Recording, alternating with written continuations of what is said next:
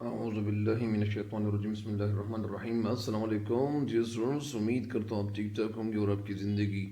جو ہے خوشیوں کے ساتھ گزر رہی ہوگی، اور اللہ تعالیٰ آپ کو یہ زندگی جو ہے جس طرح گزر رہی ہے خوشیوں کے ساتھ تو اللہ تعالیٰ نصیب کرے، اور اگر کوئی بیمار ہو تو اللہ تعالیٰ ان کو شفاء کاملہ عاجل عطا فرمائے، اور اللہ تعالیٰ ہم سب کا حامی و ناصر ہو۔ اور مجھے امید ہے اللہ تعالیٰ سے کہ آپ جو ہے ان اشعار کی تشریح سے بھرپور فائدہ اٹھا رہے ہوں گے، اور اسٹڈی جو ہے مطالعہ جو ہے کر رہے ہوں گے بھرپور طریقے سے، اور میرا جو مقصد ہے تشریح کرنے کا تو یہ بھی انشاءاللہ پورا ہوگا جب آپ جو ہے مطالعہ کے مذاق رکھنے والے ہوں گے اور آپ جو ہے مطالعہ کریں گے، اور ظاہری بات ہے کہ مطالعہ ہمیں کرنا چاہیے، اور مطالعہ ایسا ہونا چاہیے کہ وہ بھرپور ہو۔ تو آج حضرت موہانی کے حوالے سے تو کچھ نہ کچھ بتاتا ہوں کہ حضرت موہانی ہیں یہ ایسے شاعر گزرے ہیں کہ یہ حضرت موہانی جو ہے ان کی جو ولادت ہوئی تھی یو پی کے ضلع اناؤ کے قصبے موہان میں پیدا ہوئے تھے۔ کب پیدا ہوئے تھے؟ 1875 میں، اور ان کا جو اصل نام تھا تو یہ سید فضل الحسن تھا، اور والد کا نام جو تھا ان کا سید اظہر حسن تھا، اور انہوں نے جو میٹرک پاس کیا تھا فتح پور سے پاس کیا تھا، اور باقی تعلیم جو تھی وہ علی گڑھ کالج میں حاصل کی تھی۔ علی گڑھ کالج وہ کالج ہے جو سر سید احمد خان نے اس کا سنگ بنیاد رکھا تھا، اور وہ کالج انہوں نے ہی کھول دیا تھا، اور اس کا مقصد یہ تھا کہ یہ جو مسلمان جتنے بھی ہیں وہ جدید تعلیم جو ہے وہ حاصل کریں۔ سب سے پہلے تو انہوں نے اسکول کھول دیا تھا، اور اس کے بعد جو تھا وہ کالج کا درجہ ان کو مل گیا تھا، اس کالج کو درجہ مل گیا تھا۔ تو حضرت موہانی کی جو وفات ہوئی تھی پھر 1951 یعنی 1951 میں ان کی وفات ہوئی تھی۔ بڑھتے ہیں ان کی غزل جو ہے پہلی غزل کی طرف، تشریح کی طرف، اور یہ غزل کا جو پہلا شعر ہے کہ نگاہ یار جسے آشنائے راز کرے، وہ اپنی خوبی قسمت پہ کیوں نہ ناز کرے، دلوں کو فکری دو عالم سے کر دیا آزاد، تیرے جنوں کا خدا سلسلہ دراز کرے۔ نگاہ یار، نگاہ کے معنی ہے آنکھ، یار محبوب کی نظر، یعنی نگاہ یار محبوب کی نظر، آشنائے راز، راز کے معنی رازدار بنانا، آشنا کے معنی ہے واقف، آشنا واقف، وہ اپنی خوبی قسمت، خوبی کوالٹی، قسمت یعنی وہ جو ہے اپنی قسمت، خوبی قسمت پہ کیوں نہ ناز کرے، یعنی فخر کیوں نہ کرے۔ مطلب اس کا یہ ہے کہ وہ انسان جس کو محبوب اپنا جو ہے ہمراز بنائے، اپنا آشنا اور اپنا واقف کار بنائے، تو یہ ان کے لیے بڑی خوبصورت بات ہے۔ ان کی قسمت اچھی ہو جاتی ہے، ان کی قسمت اچھی ہو گئی ہے، وہ اپنی قسمت پہ جو ہے وہ ان کو فخر کرنا چاہیے کہ میری قسمت اچھی ہو گئی کہ محبوب نے مجھے اپنا رازدار بنا لیا۔ تو اس شعر کی تشریح کی طرف بڑھتے ہیں، لیکن تھوڑا سا حوالہ جو ہے شاعر کا دے دوں۔ اس کا حوالہ کچھ یوں ہے، آپ بھی جو ہے حوالہ دے سکتے ہو، کیونکہ حوالے شاعر اگر دو اشعار ہیں اور دو اشعار کی جو تشریح کرنی ہوتی ہے تو پہلے شعر میں آپ حوالہ شعر دے سکتے ہو، اس کے بعد جو ہے اگلے شعر میں اگر آپ حوالہ شعر نہ دو تو خیر کوئی بات نہیں ہے۔ حوالہ شعر اس کا کچھ یوں ہے کہ یہ جو اشعار ہے حضرت موہانی کی لکھی ہوئی غزل سے لیے گئے ہیں۔ حضرت کا اصل نام جو تھا وہ سید فضل الحسن تھا، اور وہ ہندوستان کے شہر موہان کے رہنے والے تھے۔ ان کا شمار وہ ہندوستان کے شہر موہان کے رہنے والے تھے۔ ان کا شمار اردو کے بہترین غزل گو شعراء میں ہوتا ہے، اور ان کی غزلوں میں محبت میں پیش آنے والی نفسیات کی بھرپور ترجمانی بھی ملتی ہے۔ محبت میں پیش آنے والی نفسیات کی جو بھرپور ترجمانی ہے وہ ملتی ہیں، اور ترجمانی کا مطلب یعنی عکاسی ملتی ہیں، عکاسی عکس۔ انہوں نے عکس کی جمع عکوس ہے۔ انہوں نے اپنے شعر میں محبوب کے حسن و جمال کے علاوہ عشق و محبت میں پیش آنے والے تمام واقعات، عاشق اور معشوق کے جذبات اور احساسات کا بھرپور انداز میں ذکر کیا ہے۔ اس لیے انہیں رئیس المتغزلین بھی کہا جاتا ہے۔ مغتزلین نہیں، متغزلین۔ متغزلین یعنی غزل کا بادشاہ ان کو کہا جاتا ہے۔ اگر پرچے میں یہ سوال پوچھا جائے بورڈ کے پرچے میں کہ یہ رئیس المتغزلین کون ہے، کس کو کہا جاتا ہے، تو آپ جواب دیں گے کہ یہ حضرت موہانی ہے۔ خدائے سخن کیسے کہا جاتا ہے، یہ تو وہ 9 کے کورس میں شامل تھا کہ خدائے سخن جو ہے وہ میر تقی میر ہے۔ بہرحال اس شعر کی تشریح کی طرف بڑھتے ہیں، اور اس شعر کی تشریح کچھ یوں ہے کہ عام طور پر تو اردو شاعری میں محبوب اپنے عاشقوں کو جور و ستم اور ظلم کے تیروں سے چھلنی کرتا اور انہیں تڑپاتا رہتا ہے، اور جو ظلم ستم ہے وہ جو تیر ہے وہ برساتے ہیں، اور تیر کا مطلب یعنی وہ ظلم ستم کے تیر برسانا، یعنی انہیں تڑپاتا ہے، انہیں جو ہے تکلیف دیتا ہے۔ لیکن کوئی خوش قسمت ایسا بھی ہوتا ہے کہ جسے محبوب کی جو نگاہیں ہیں، کہ جسے محبوب کی نگاہیں جو ہے وہ اپنے کرم کے لیے، اپنے لطف کے لیے چن لیتی ہیں، اور حضرت کسی ایسے ہی شخص خوش نصیب کے بارے میں کہتے ہیں کہ وہ عاشق جسے محبوب کی نگاہیں اپنا ہمراز بنا لے، اپنا ہمدم بنا لے، اپنا دوست بنا لے، اس سے بڑا خوش قسمت کوئی اور تو نہیں ہو سکتا۔ وہ جس قدر بھی اپنی خوش بختی پر فخر کرے وہ کم ہے۔ یہ حقیقت ہے کہ محبوب کی نگاہ ناز کا مائل بکرم ہونا، یا نگاہ کا جو ہے وہ مائل ہونا،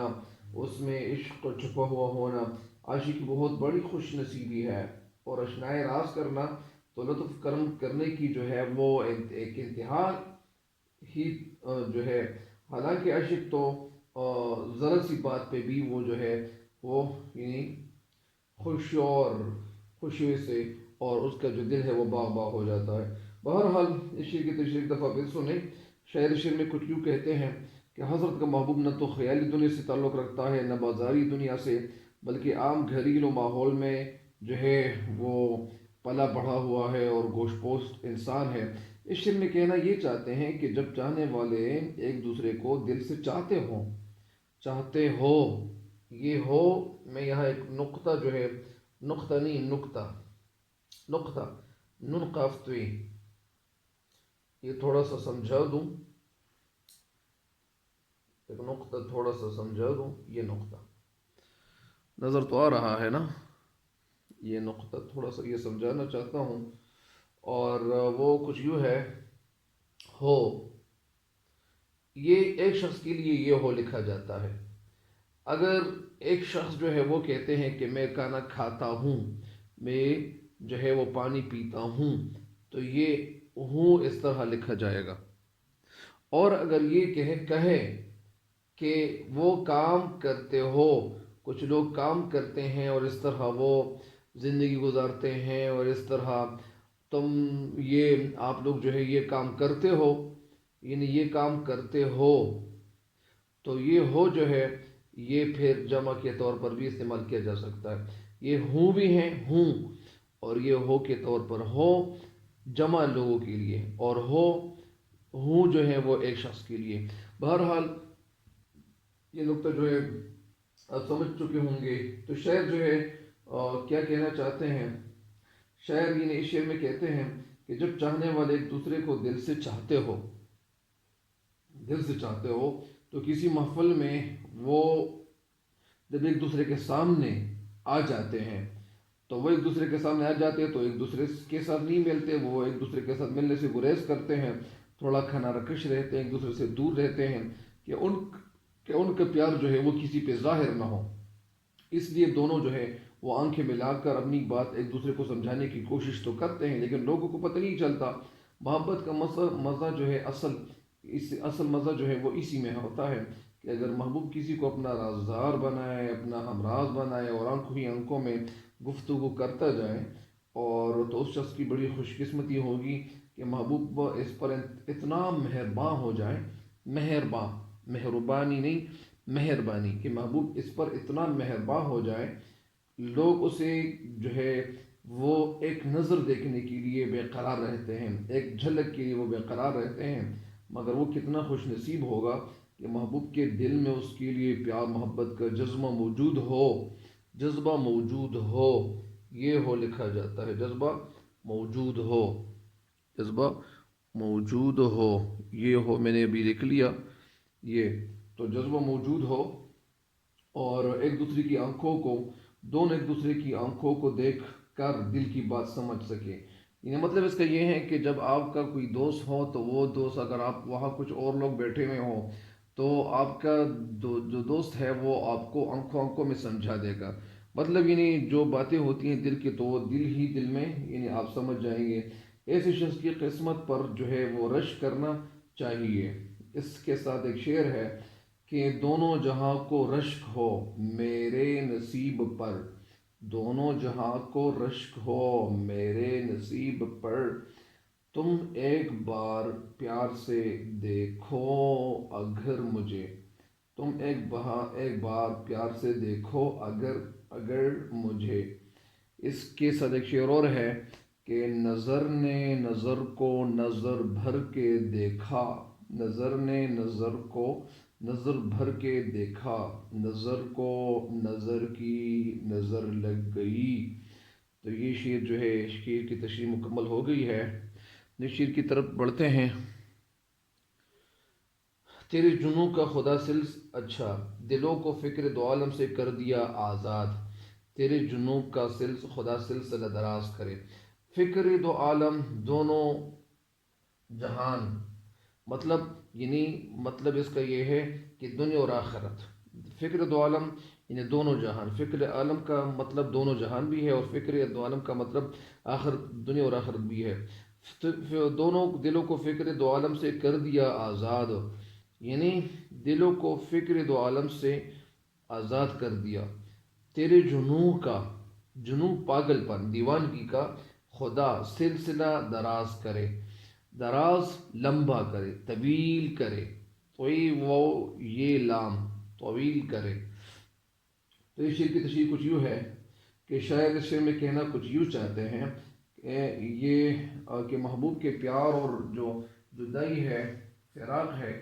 اس میں ہمارا حال اس قدر غیر اور اس قدر تباہال ہو گیا ہے، اس طرح ہو گیا ہے کہ ہم پر وحشت اور دیوانگی کے دورے پڑنے لگے ہیں، ہم اپنے آپ کو بھول گئے ہیں، ہم جو ہے غم زمانہ بھول گئے ہیں، وقت کے ساتھ ساتھ اپنے آپ کو بھول گئے ہیں، اور دنیا کے غم اور پریشانیاں جو ہے وہ ختم ہو گئی ہیں، ختم ہو گئی ہیں،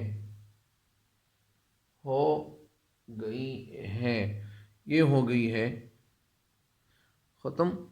ہو گئی ہیں، یہ پریشانیاں جو ہے وہ دنیا وہ ختم ہو گئی ہے، یعنی دنیا کے غم اور پریشانیاں ختم ہو گئی ہیں جب سے محبوب سے آنکھ لڑی ہے، یعنی ان کے ساتھ محبت پیدا ہو گئی ہے، اس دن سے ہم اپنے آپ میں نہیں رہے، ہمیں اپنے آپ کو یعنی بھول گئے ہیں، دن رات اسی کے غم میں گزرتے ہیں، اور اسی کے حوالے سے میں سوچتا رہتا ہوں، دن اور رات میں سوچتا ہوں، دنیا کے کام اور نفع نقصان سے میرا کوئی واسطہ نہیں رہا، اور واسطہ اس لیے نہیں رہا کہ میں اس کے غم میں گرفتار ہو گیا ہوں، اور دل چاہتا ہے کہ میں کسی جگہ میں، کسی کونے میں، کسی طرف، کسی سمت میں جا کر میں کسی کونے میں پڑا رہوں اور صرف محبوب کے بارے میں سوچتا رہوں، اور انہی سوچوں نے ہمیں اپنے آپ سے جو ہے وہ بالکل الگ کر دیا ہے، بالکل بیگانہ کر دیا ہے۔ اور محبوب کی جو سوچ ہے اور فکر میرے دل و دماغ پر ہر وقت جمی رہتی ہیں، ہر وقت میرے دل و دماغ پہ وہ محبوب جو ہے وہ سوار رہتا ہے، اس کی فکر رہتی ہے۔ جس طرح ایک پروانہ جو ہے وہ ہوتا ہے، وہ شمع کے گرد ہر وقت طواف کرتا ہوا دکھائی دیتا ہے۔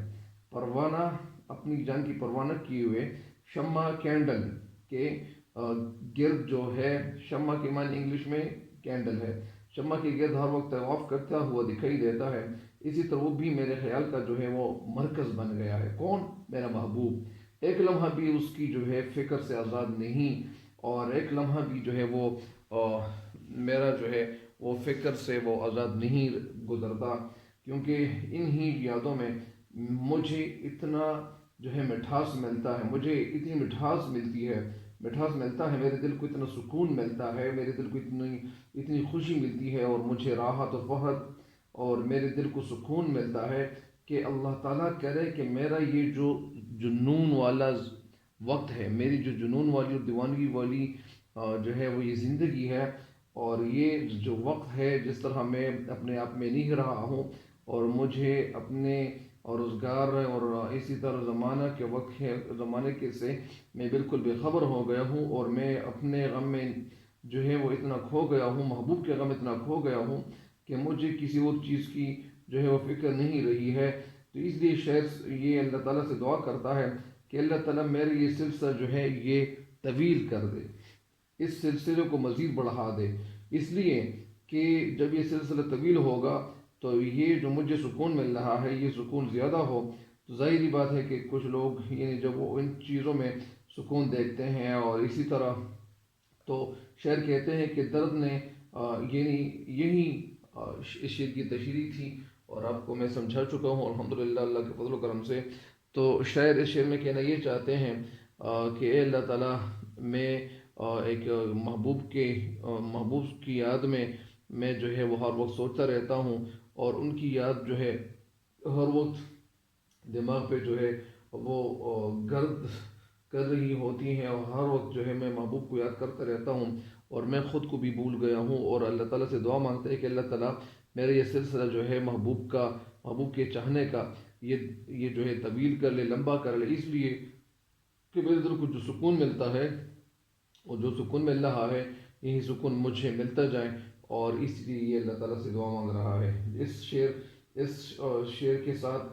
جو ہے ایک ریلیٹڈ شعر ہے، ایک دو، اور وہ شعر خواجہ میر درد کا ہے۔ خواجہ میر درد جو ہے وہ تصوف کے رہنے والے، تصوف سے تعلق رکھنے والے شاعر گزرے ہیں، اور شعر کچھ یوں ہے کہ ان دنوں کچھ عجب حال ہے میرا، ان دنوں کچھ عجب حال ہے میرا، دیکھتا کچھ ہوں دھیان میں کچھ ہے، دھیان میں کچھ ہے۔ اس شعر کے ساتھ ایک اور شعر ہے کہ اس طرح قلب و جگر میں تیری الفت بس گئی، اس طرح قلب و جگر میں تیری الفت بس گئی، بے نیازی دین و دنیا سے میسر ہو گئی، بے نیازی دین و دنیا سے میسر ہو گئی۔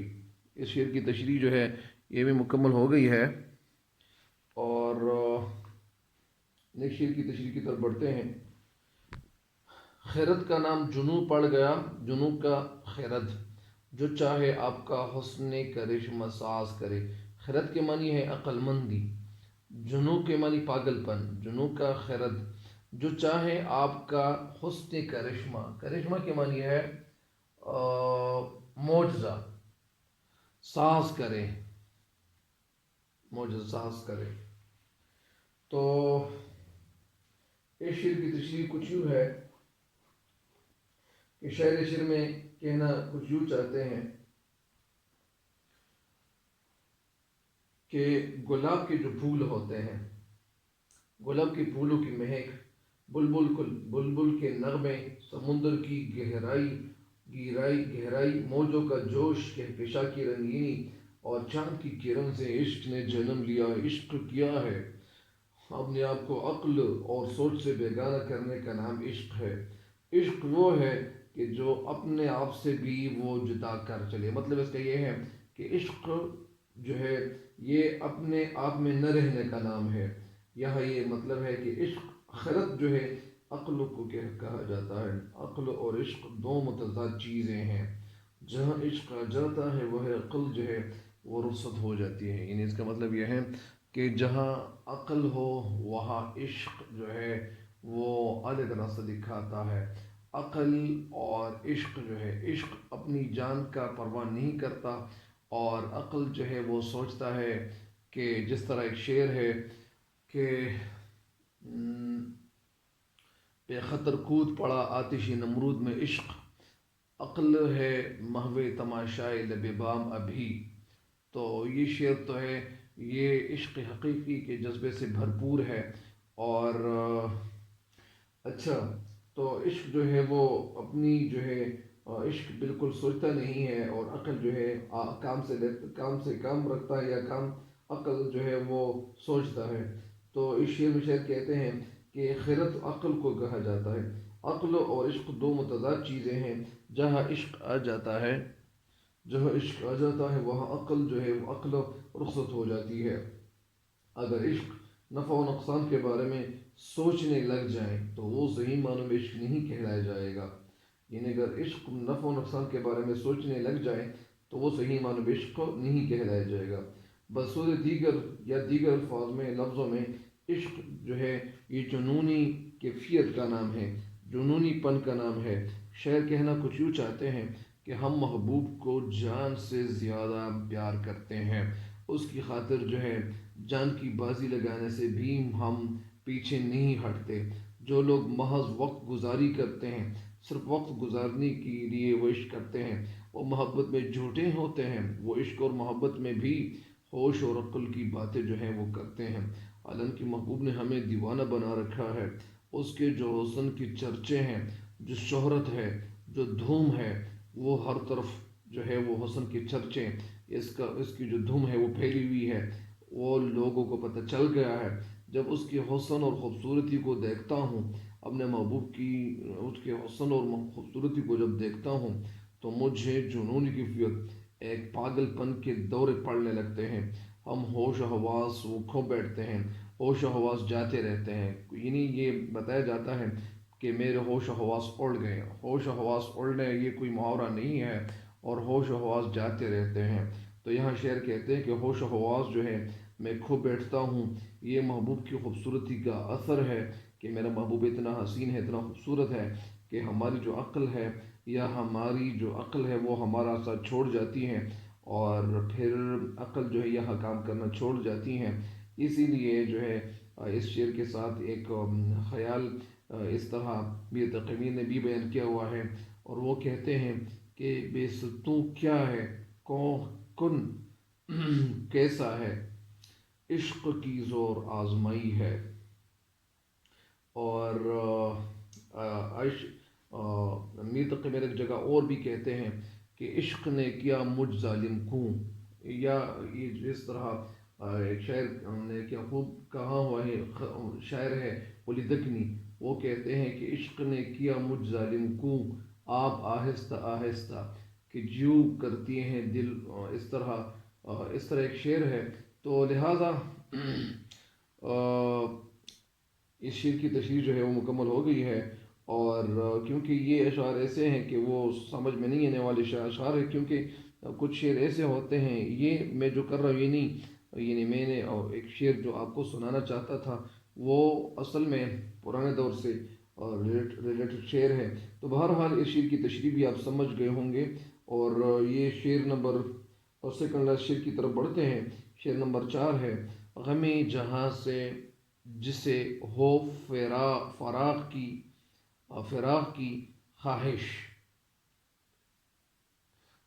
کی خواہش وہ ان کے درد محبت سے ساز باز کرے. غم جہاں کے غم سے ہو جسے ہو، فراق کی معنی ہے فارغ ہونا، خواہش یعنی اگر کوئی دنیا کے غم سے فارغ ہونا چاہتا ہے وہ ان کے درد محبت سے ساز باز کرے. یعنی ان کو چاہیے کہ وہ کسی محبوب کے ساتھ وہ محبت شروع کرے، ساز باز کرے، یعنی وہ جوڑ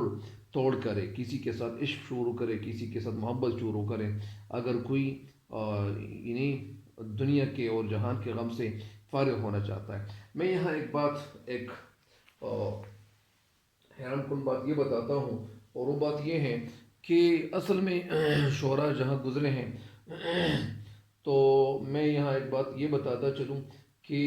دنیا کا جو غم ہوتا ہے، دنیا میں اگر کسی انسان کو، کسی انسان کے دل کو سکون نہیں ملتا، تو سکون اللہ تعالیٰ کے ذکر میں ہے۔ جب اللہ تعالیٰ کا ذکر کرتے جاؤ گے تو انسان کے دل کو جتنی طمانینت، جتنا سکون ملتا ہے، جتنی خوشی اور راحت اور فرحت اور انبساط اور دلاس اور چین اور آسائش ڈھارس انسان کا بندھاتا ہے، انسان کا جو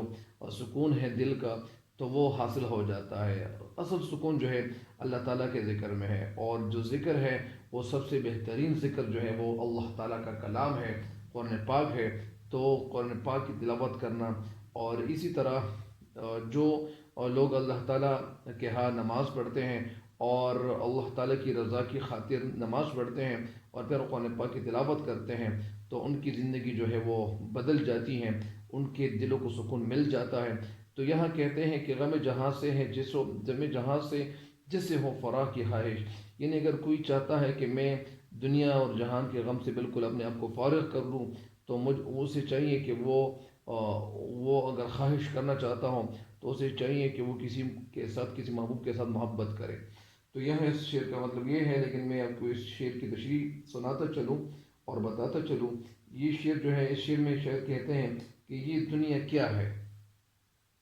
پریشانی اور تکلیفوں کی جو ہے ایک جگہ ہے، ایک اماجگاہ ہے۔ یہ انسان کو طرح طرح کے غموں سے واسطہ پڑتا ہے، یہ کسی کو قرار نصیب نہیں ہوتا۔ اس شعر میں شاعر کہتا ہے کہ عشق ہونے سے پہلے مجھے بھی ہزاروں غم جو تھے وہ لاحق تھے۔ شاعر کہتے ہیں کہ عشق شروع کرنے سے پہلے مجھے بھی ہزاروں غم تھے، میرے سامنے ہزاروں غم وہ درپیش تھے، اور جگہ جگہ جو تھے وہ میرے سامنے ہی غم تھے۔ شاعر کہتے ہیں کہ بیماری، تنگ دستی، غربت اور مایوسی میری زندگی کا حصہ تھی، یعنی بیماری جو تھی، تنگ دستی تھی اور مایوسی جو تھی وہ میری زندگی کا ایک حصہ ہی تھی۔ مگر جب سے محبوب سے عشق ہو گیا ہے، جب سے محبوب سے پیار ہو گیا ہے، محبت ہو گئی ہے، محبت میں کر چکا ہوں یا محبت ہو گیا ہے اور عشق ہو گیا ہے، ہر چیز سے میرا دل جو ہے وہ چاٹ ہو گیا ہے، ہر چیز جو ہے وہ مجھے اچھا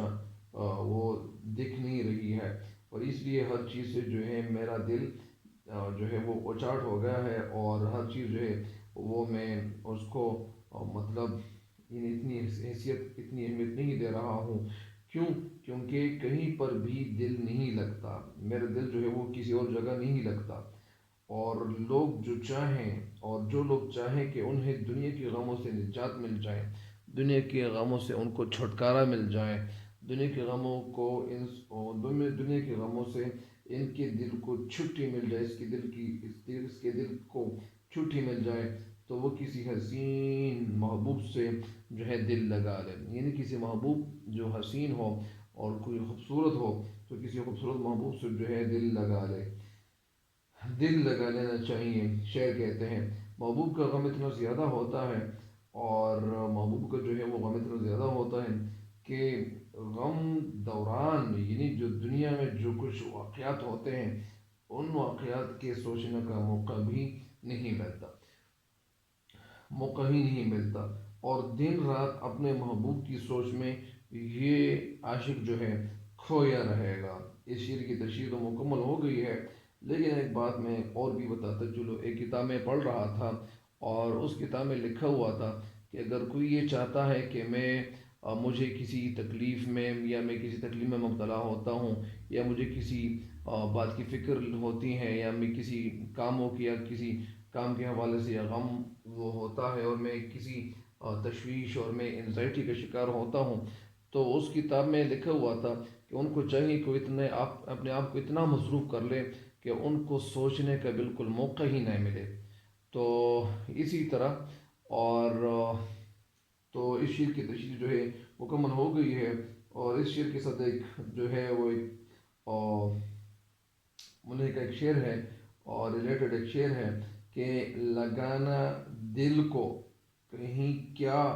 سنا نہیں تو نے لگانا دل کو کہیں کیا،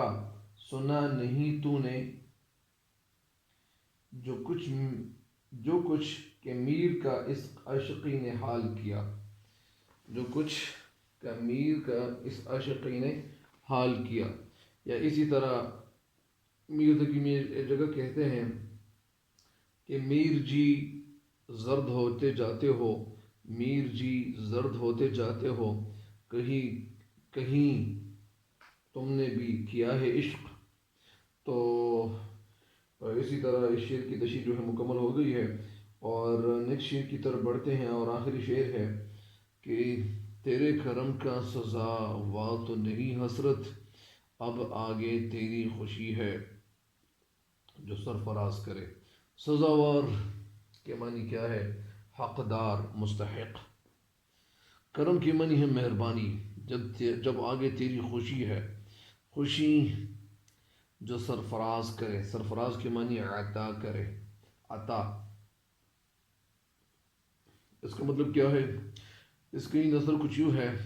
کہ تیرے کرم کا سزاوار تو نہیں ہو اے میرے محبوب۔ یا یہاں جو ہے یہ شعر جو ہے اللہ تعالیٰ کے ساتھ جو ہے اسی طرح ایک عاجزی کا اظہار کر رہا ہے اور اللہ تعالیٰ کے سامنے، اور کہتا یہ ہے کہ تیرے کرم کا سزاوار تو نہیں ہوں حسرت، یعنی اے میرے مولا کریم، میں تو تیرا کرم جو ہے، میں تیرے کرم کا حقدار و لائق نہیں ہوں، مستحق نہیں ہوں، تیری مہربانی کا مستحق نہیں ہوں۔ اب آگے تیری خوشی ہے جو سرفراز کرے۔ اب اگر تو مجھ پہ اپنی مہربانی کرنا چاہتے ہو اور اپنا رحم کرنا چاہتے ہو تو یہ کیا ہوگا؟ یہ تیرا ہی کرم ہوگا، یہ تیری مہربانی ہوگی، اور تو مجھ پہ جب یعنی فضل کرے گا۔ اس شعر کی تشریح کچھ یوں ہے، اس شعر میں شاعر محبوب حقیقی کی طرف اشارہ کرتا ہے اور کہتا ہے کہ اے میرے مولا کریم، میں بہت گناہگار اور میں نافرمان اور سرکش آدمی ہوں، بندہ ہوں، اور قدم قدم پر میں نے اللہ تعالیٰ تیرے جو حکم ہے میں نے تیرے حکم کو توڑ ڈالا ہے، اور میں تیری بندگی کا حق ادا نہیں کر سکا ہوں۔ یعنی تو نے مجھے جس مقصد کے لیے پیدا کیا تھا، تو نے اپنی عبادت کے لیے مجھے پیدا کیا تھا، لیکن میں نے تیری عبادت اس طرح نہیں کی ہے جس طرح تیری عبادت کا حق ہے، یعنی جس طرح تیری عبادت کا حق ہے میں تیری عبادت اس طریقے سے نہیں کر چکا ہوں، اور میں جلد شیطان کے جو ہے دھوکے میں آ جاتا ہوں۔ اس کے باوجود جب تو مجھ پہ کرم کرے، اور یہ جب میں تجھ سے کچھ مانگوں اور تو عطا کرے، تو اپنی مہربانی جو ہے مجھ پہ کر لے، تو یہ تیری مہربانی ہوگی، یہ تیری عنایت ہوگی، الطاف نظری تیری ہوگی۔ میں خود کو تیرے رحم کے قابل نہیں سمجھتا، یعنی میں تو یہ اپنے آپ کو اس قابل اس مستحق نہیں سمجھتا ہوں کہ اگر تو مجھ پہ اپنی مہربانی کرے، مگر تیرا جو رحم ہے وہ سمندر سے بھی زیادہ ہے، سمندروں سے بھی زیادہ ہے۔ تیری نعمتوں کا جو ہے وہ شمار نہیں کیا جا سکتا۔ تو نے مجھ پر اتنے احسانات کیے ہوئے ہیں، تو نے مجھ پہ اتنی مہربانیاں کی ہوئی ہے، اور تو نے مجھ پہ اتنی مہربانیوں کی بارشیں برسائی ہے کہ میں خود کو ان نعمتوں کا قابل ہی نہیں سمجھتا ہوں، مگر تیرے یہ کرم ہے کہ میں مانگوں اور تو عطا کر دیتا ہے۔ تو میری نافرمانی کے باوجود تو مجھے طرح طرح کی نعمتیں دیتا ہے۔ اسی طرح میں نے یہ بات سنی ہوئی ہے کہ جب اللہ تعالیٰ کسی انسان یعنی انسان سے وہ خفا کس طرح ہوگا کہ جب اللہ تعالیٰ کسی انسان سے خفا ہوتا ہے تو وہ یہ ہوتا ہے کہ اللہ تعالیٰ ان پہ اپنی نعمتیں نہیں بند کرتا، اللہ تعالیٰ ان کو اپنی نعمتیں کھول کھول کے دے رہا ہوتا ہے، لیکن اس شخص کو پھر نماز کا جو ہے توفیق نہیں دیتا، اور پھر اپنے گھر نہیں بلاتا، تو یہ جو ہے وہ پھر بدبختی ہوگی۔ بہرحال اور یہ شعر کہتے ہیں کہ یہ جو تو مجھے طرح طرح کی نعمتیں دے رہا ہے تو یہ تیری مہربانی ہے، تیری الطاف نظری ہے، اور تو اپنے بندوں پر بہت زیادہ مہربان ہے۔ ظاہری بات ہے کہ اللہ تعالیٰ اپنے بندوں پہ بہت زیادہ مہربان ہے، اور 70 ماؤں سے بھی زیادہ اللہ تعالیٰ اپنے بندوں پہ مہربان ہے، اور میں تیری امید پہ نظر جو ہے وہ لگائے بیٹھا ہوں، اور میں اسی امید پہ جی رہا ہوں، زندگی گزار رہا ہوں، اور تو جو ہماری خطاؤں کو